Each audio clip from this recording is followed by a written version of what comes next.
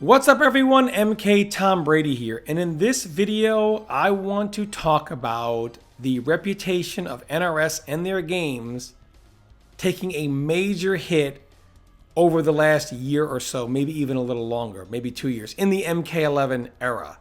So every time a new fighting game gets launched, or an older fighting game that's, has been out for a few years gets a major update, we always have people come back around, they look at MK11, and they make a general NRS umbrella statement, like NRS games are easy, NRS games are quote-unquote baby mode. Tweets like this have been going around for years, and I've shown many of these. And we just have another example of this now, where yet again another player says, if you're playing Strive and Street Fighter, NRS games are baby mode. I hate to say it because I like NRS games so much, but OMG, those games have rotted my brain and execution so much, it's actually shocking how much harder other games are to play, in my opinion.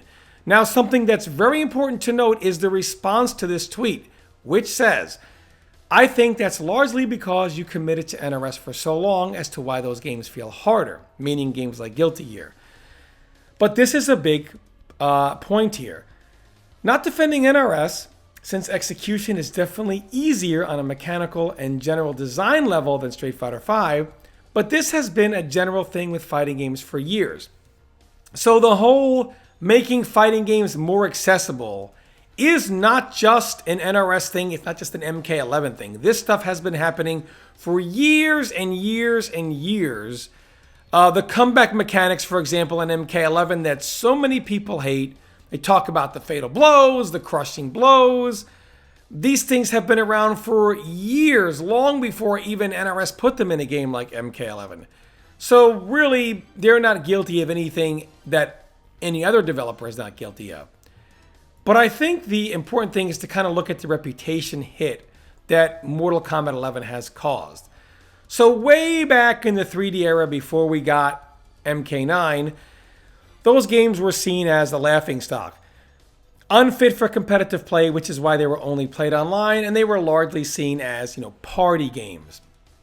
Then, NRS announces Mortal Kombat 9. No longer are they Midway, they're owned by Warner Brothers, and they are now NetherRealm Studios making Mortal Kombat 9.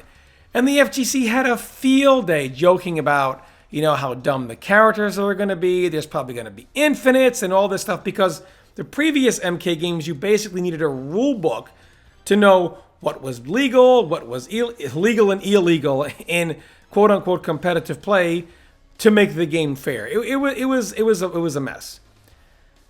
MK9 comes out though, and it restores a lot of credibility to the Mortal Kombat franchise because, for one, a lot of these more accessible mechanics are not present in the game, like a comeback factor where you had Marvel 3, which was very early on in the game's life, where you had pretty much the original level 3 X Factor, which was almost, or right about 30 real-time seconds of X Factor in its highest degree when you only had one character left. You had like the original Dark Phoenix, and that was very crazy. Tekken had Rage, Street Fighter had Ultras. So the comeback mechanic was a big thing, and Mortal Kombat did not include the comeback mechanic as one of its core system features. So a lot of people got into the game. And with MK9, Injustice, and MKX, NRS was heavily criticized for how over the top the characters were, for how ridiculous some of the matchups were, as far as how one-sided they could be. But the games were not seen as baby mode games that were designed to be accessible and easy to play. This was not something that was associated. It was just, hey, the balance and the over-the-top factor of the game is way too high, and that it probably needs to be toned down, which is why it's always said NRS games have always been one patch away from being right. They don't say one ridiculous overhaul away, a patch away, because balance issues can oftentimes be addressed in a patch. With Mortal Kombat 11, however, it's not the matchups or anything that are, and the balance of the game and the overtopness of the game that's really criticized. It's the blandness of the game, but more so the simplicity. The super meter is universal. It's not built like other fighting games. It just recharges over time. It's handed to you. Wake up system. Your character specials do not play a part in that. It's all universal. Up 3, up 2, forward roll, backward roll. You have comeback mechanics like Fatal Blow and Crushing Blow now in the game. In fact, the Crushing Blow is meant to kind of also make up for the lack of a creative combo system. Now you have Crushing Blows, which is made to add to that, but it's still more of a way of simplifying it. Now, all types of things with the game that are seen as kind of baby mode. Even short hop, the short hop mechanic, it's not really used for what you think it would be used for, quickly hopping over lows. It's used as an overhead to catch somebody who's crouch blocking just out of instinct. And a big function of it is easy baby mode, instant air projectiles, because now you don't need to instant air properly. You can short hop and then do your projectile, and it comes out as an instant air. Even the wake up system, where, you know, a lot of times with MK11, people will try to point out one instance in another game where somebody did wake up buttons, because it happens in every game. But one instance in another fighting game is equal to 1,000 instances in Mortal Kombat 11, as wake up buttons has an extremely high success rate in MK11, grossly a higher success rate than any other fighting game, and it's attempted more in MK11 than any other fighting game. So they just look at it like, you know, bad mechanics, bad habits carry you really simple, I shouldn't say bad, but simplistic mechanics and things of that nature, bad, you know, power bad habits, which make Mortal Kombat 11 a quote-unquote baby game.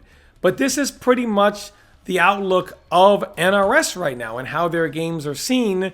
So all of that, you know, years and years of the 3D games that it took time to kind of wash away that outlook of the games being a party game, being too simple and whatever, all that credibility is now gone. Whereas, because look, in this game, it's not as simple as one patch away, because in order to change the way super meters work, so they come back on their own, in order to change the wake up system and also give characters maybe their own individual wake up attacks, and so many things that need to get changed, that almost requires you to go back to formula. It's not one patch away. It's not even one overhaul away. It's a remake away, which is why I don't see much happening for MK11, if anything at all. However, the next game is going to have to be really tackle a lot of these issues. NRS is going to have to stray away from its simplicity, because I don't think it has the same margin of error going forward as it had with this title. Going forward, a lot more people will be looking at it and be more critical of it. So I think a lot of the simplistic aspects that kind of take away from the over-the-top factor are going to have to be kind of looked at and be less simplified. And the over-the-top factor, while it can be annoying, is certainly a lot better than its simplicity and lack of creativity. So NRS definitely in their next title really has to do something, because their reputation has taken a major hit with this game on the way the FGC looks at their titles going forward. So only time will tell how things change. I would love to know your opinion on this. Do you think something is going to change? Do you think they're going to stay with the simplistic route and go even more simple? Let me know how you guys feel. Always curious to hear in the comments. Thanks so much for all the support. And as always, stay tuned for more content.